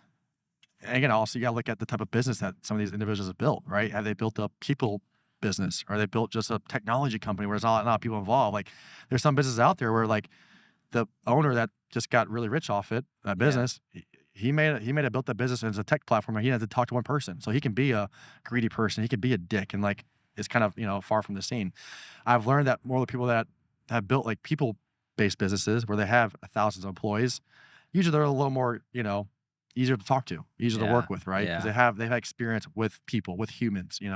I was wondering, like, given our relationship, given how close we are, you may feel a little bit more comfortable asking me questions than others would feel. Mhm. And the reason I'm partly doing this as well, number one, this is a TMT series. But number two, because this is such a fresh revamp, obviously, you know what the podcast was before. I really want the audience to try and understand who I am Sure. and what I'm about. So, with that being said, are Yeah, there yeah. any things you could think of that you would like to ask that you don't know, maybe you do know, or you want more information? I'm curious because I felt Yeah, I guess I let me liked ask you, it. I guess to start here, because I'm a big believer in niche, right? All my companies are niche down. One of the boat owners I went to recently and met, he owns a Lamborghini 63 boat, and he literally built a multimedia marketing company in the health space. And the first thing he said to me, he was like, "Niche gets you rich," right? So I guess asking you obviously your dad's business, right? Yeah. I know you got involved heavily with that. I guess growing up and knowing that, of course, that's the career he's chosen, right? He built that side of business. Obviously, how I look at it, you got to be passionate about, right, any business you want to get involved with. Was it something when you got involved with your dad? Was it the industry itself as a whole that you're like, man, I just love this industry, I'm passionate about it and what they do, or is it just the business itself? Yeah, just that it makes money. Makes money. That's a very interesting question. I think that my family's business is a little bit more sentimental to me because my grandfather started it. So with my family's business, for those of you that don't know, we deal with IRS tax resolution and also have an accounting firm. Am I fascinated by taxes? No. But I enjoy helping people and I enjoy solving problems Mhm. and I enjoy being a trusted resource. But all of that put aside, I say this in the team meetings too. The core of our business, which thankfully, honestly, we now have two cores. One is fully accounting and one is tax resolution. But for a long time, until we built the accounting side of the business, the majority, 95% of the income was coming from tax resolution. You were helping people in very stressful, traumatic situations that they hid from everyone. They hid from their spouse, they hid from their friends, they hid from themselves by not opening up basically putting together thousands and thousands of letters that clients would come in. If we stacked them all to the top, they would take over our whole office. And I always heard afterwards that everyone slept better literally after one conversation. And I think for me, my gravitational pull into my family's business was a drive I had as a little kid to always want to be involved. But what's very interesting as I got older, I started to look around and say, okay, this is great. My family's business is awesome. But the issue that I find is that no one internally can look at me as not the owner's son, as not an heir of the family. And that can become challenging because when you try and help or you're in certain situations, at the end of the day, they know that nothing's gonna happen to me. You know, like sure, do my dad and I butt heads Yeah. and do that? Absolutely. And I think sometimes it's healthy, sometimes it's not, but it is what it is. It's a big struggle for me to go to someone and say, listen, I'm here to help. I'm here to be a resource for you. And I'm here to be someone that wants to see you grow and you excel. And at the end of the day, it always goes back to, well, you're part of the owner's family. You know what I mean? And that's true. So something that I did was delegate my role to someone else. And that was the best decision I ever made because he's able to achieve a lot more. And, sadly, I think it comes down to trust. I think that unfortunately, people just don't trust that I'm there for the right reasons. And that was a hard pill for me to swallow. But I looked around at my family's business as I got older and I said, you know what? I'm interested in it. It's what makes the money. It what allows us to be sitting here and doing this and on a Friday afternoon. But I want to diversify and I want to take eggs and place them in different baskets. And that's what I did. So, you talk about being specific in certain industries. I consider myself a generalist Mhm. because I'm all over the board, Yep. right? I'm in surroundings group. I'm in lead clinic, which sells leads to insurance agents, my family's business, the podcast, now starting to dabble in real estate. So I'm a generalist.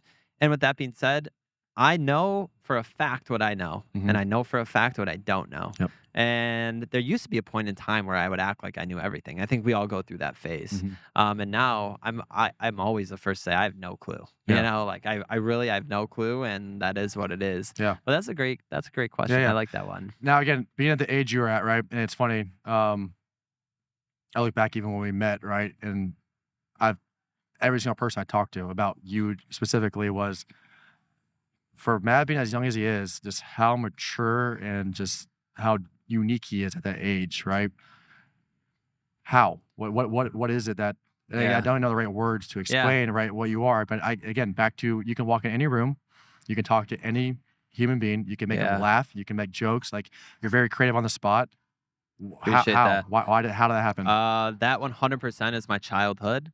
My parents got divorced when I was very young, and I talked about this in a previous episode, but I saw two different ways of life. I saw my mom go through horrible things and living couch to couch at friend's house, and then I saw my dad building a successful business.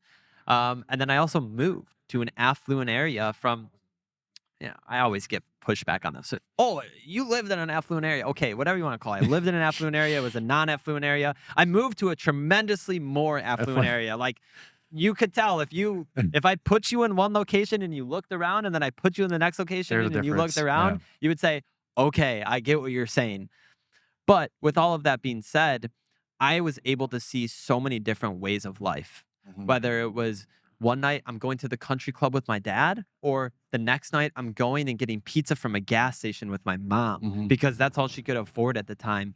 Those are the things that make me the way I am today and who I am today, because I've gotten to see both sides of the spectrum. And I don't think a lot of other people have it that way. They really don't get to see both sides. They usually see one extreme or the other, or what I find very interesting is they're a happy family in the middle, right? The parents are still together. They've been together forever. They've always had what they've wanted, but they've never been super, upper class. They're just right in the middle. And I've had friends from all walks of life. And I always do that too. You go back to, like, surround yourself with people that you want to be like. And I think that's true to a certain extent. The one reason that I don't necessarily agree with that, and this is actually coming to me over recent times, is because there are certain people that have way more money, way more resources, way more connections, but I wouldn't want to be seen dead with that person because they're a bad person. Whereas I'm trying to think of an example. Someone that worked at the pool at my country club, right? The pool boy, the towel boy, became a friend, right? Became a friend, came out with us, hung out with us, enjoyed life with us. Same thing with my personal trainer, right? Till this day, he's one of my best friends. So I think getting to see all walks of life have been very cool for me and has made me be able to go into a room. And it's funny you say that. It's that I can connect, right? I've seen and done enough, luckily, in my life that I can resonate with someone no matter where they're from, no matter if they're just starting off and they barely have 2 pennies to scratch together, or no matter if they're, top 100 wealthiest families in America. I've been around it all. That's So, amazing. Thank you for that question, because I think about it a lot, and it's always interesting for me to see. Like, I was just in Michigan, and I drove around where I grew up. And I was with my girlfriend, and we were talking. So fascinating to see how much my life has changed from being a kid that was a fucking shithead. I was a dick. I was rude. Some people would disagree with that. I always say, like, I just wasn't I was nice, but I was definitely, like, okay, maybe I think I'm better than you. I didn't know what I Yeah. thought then. You know, we Yeah. all go through those stages in childhood, but it was really cool for me to go back there, drive around, and then just see how much I've grown. Like Mhm. the building I live in, I think you have to understand materialistic things are non important unless you like them for the value that they deliver. You're a Sure. car guy, you really enjoy driving the cars. That's me. I really enjoy driving cars. Some nights, some days, I'll just go out on a drive. Mhm. Even bring the girlfriend, bring the dogs, top down, let's go on a drive.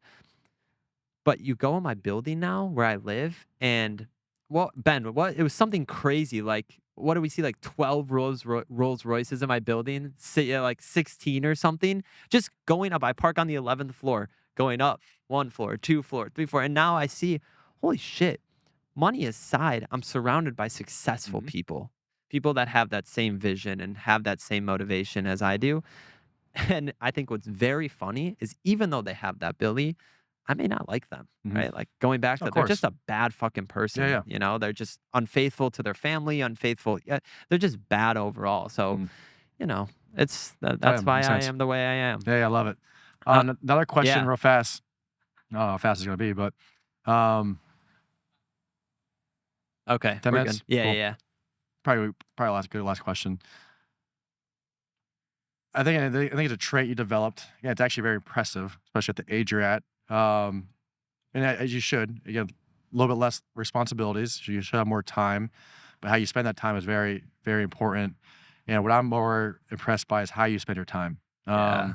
Being the age you are, sacrificing and having discipline the way that what you have is very, very special, especially at the age you are. Yeah. Because again, I know people your age, even people older than you, that have nowhere near the organization or skills or even um, the ability to delegate, the ability to even to schedule things, Yeah. right? Yeah. You've done a great job at, and I'm very impressed with how you manage your time. I feel like you have all, of course, with the best podcast and the Maverick teams, right? You have a lot of stuff going on, right? Yeah. Yeah. A lot of different Too moving parts. much. Too much, right? Too much. Which is it's amazing. It But is great. so that's the question. That's getting Yeah. into is how do you maintain that? What are some advice or I guess tips that you can share to me and share to the viewers, right? Of how to Yeah. manage that time, right? How to have not your eggs in one basket, but be able to properly do it. Because again, I've heard in my past, right? Again, niche gets you rich, but not always true. Yeah. I also some people say, again, just focus on one thing, It's being realistic. And that is something that did not come until I don't know, whenever I had the conversation with you of my role at Surroundings Group. Guys, I have to reduce what I'm giving you. Like I've told you I was going to do it. I didn't follow through on it. That's my fault. And that was because I couldn't put the adequate amount of time that was necessary for what I wanted to achieve. And I did that across the board. Mm. Because at the end of the day, I'm passionate. I really am passionate. Surroundings Group, you know me. I love the luxury Mhm. verticals. I'm passionate about it. I think it's so powerful what we're doing there. Lead Clinic, we're disrupting literally $1 billion industry with 5 people. Yeah. 5 people, and we're disrupting $1 billion industry. With my family's business, the oldest in the country, the largest family owned in the country. With this podcast, it's helping people. Mhm. It's giving people access to information that I had access to and that I wanted everyone else to have access to. All my resources are now everyone's resources. So, to answer your question directly, it's being realistic with myself and understanding. Like yesterday was a perfect example. I had 4 meetings yesterday. I canceled every single one of them because I said in my email, guys, I call them mustard days. I need to play catch up, Mhm. right? So it's a mustard day for me. I need to play catch up and knock out a bunch of things. And I don't know, it was a 12-hour day, something like that.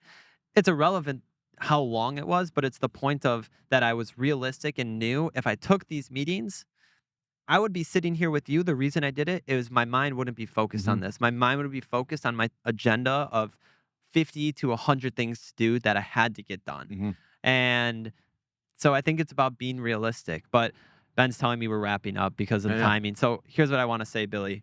I love you as a friend and as a business partner. I love you as well. But as someone that's been able to come from where you've come from and to build yourself as a subject matter expert in the luxury field is amazing. And I tell you all the time, you should be so proud of yourself because you should be.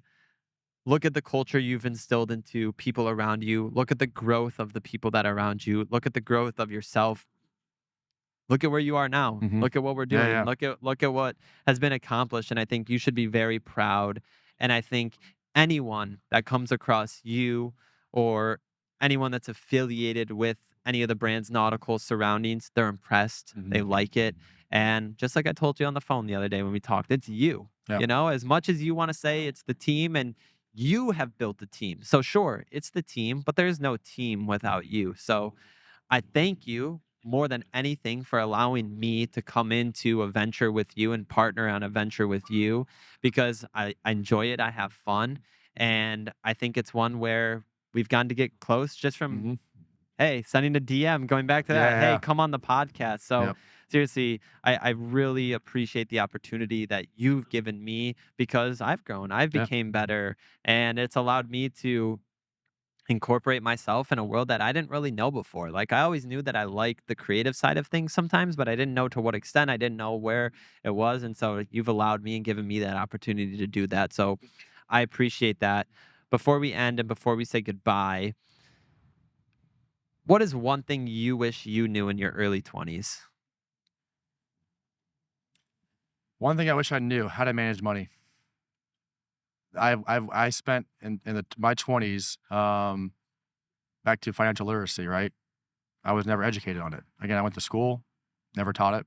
Went to college, never taught it. I got out of school, I was on my own, right? Family was never really big into it. Never really had a lot of money either, so really wasn't a lot of, generational wealth and like, looking for your future retirement wealth happening, right? Yeah. They're in their corporate, aspect of things to where again, I took stupid gambles, right? Tried pyramid schemes that I get involved with, right? And lose money there, and then tried, putting in certain stock markets that I had no idea what I'm doing, right? Yeah. I think if I had a better understanding of how to properly manage my money, I think financially, of course, I'd be in a way healthier position now.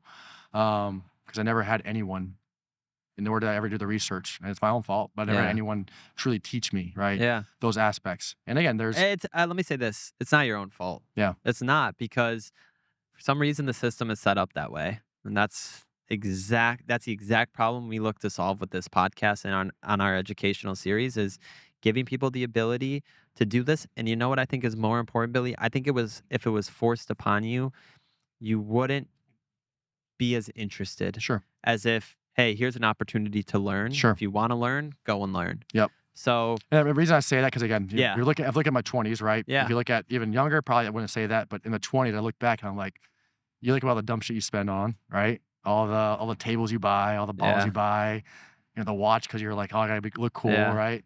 You start thinking of those materialistic things, and you're like, fuck, if I figured out a way to manage that money properly in my 30s, could I have a boat right now? Could I yeah, have that cool car right now, right? Again, I don't know, right? So I yeah, think to answer that question, that's why I said that, because I think how to give even the younger generation that advice right at 20 is how important that is. It's like, hey, we don't force it on you, but yeah, hey, I'm 30 now, and I know damn well if I had a true plan or a true, just some type of format or process I could follow at the young age, I just know I'll be a lot healthier, right, for yeah. my family and for what we're doing. And let me say one thing because I think honestly this is very valuable.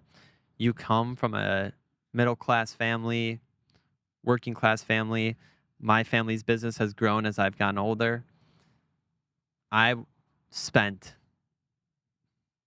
godly amounts of money on stupid shit. Hmm. Just stupid shit, but that's how you learn. Yeah, of course. So I think no matter where you come from, it's how you learn. Even if you're given access Yep. to the information, just don't go out and fucking blow it on a credit Yeah, yeah. card and screw yourself up and do that. But as we say goodbye, Billy, can you give everyone websites, social media pages, all that good stuff so they can follow it? Yep. Yep. Best way to find it would probably be Instagram, nautical.network, for the nautical aspect. Again, in the highlights section, you can find all the brands that are funneled under the nautical network. In the bio, find the website, learn more about that aspect. The other company is Surroundings Group, at Surroundings Group on Instagram. Same thing in the bio. You can find our website, more information there. And then in the highlights, you'll find the pages that we have there. So, yeah. Go check it out, everyone. Surroundings Group, Nautical Network, and Billy Pavlock, all the best of the Awesome. best. Love you, Bill. Thank you. Thanks, Matt. Love you too, man. See ya. See ya. Thanks, everyone.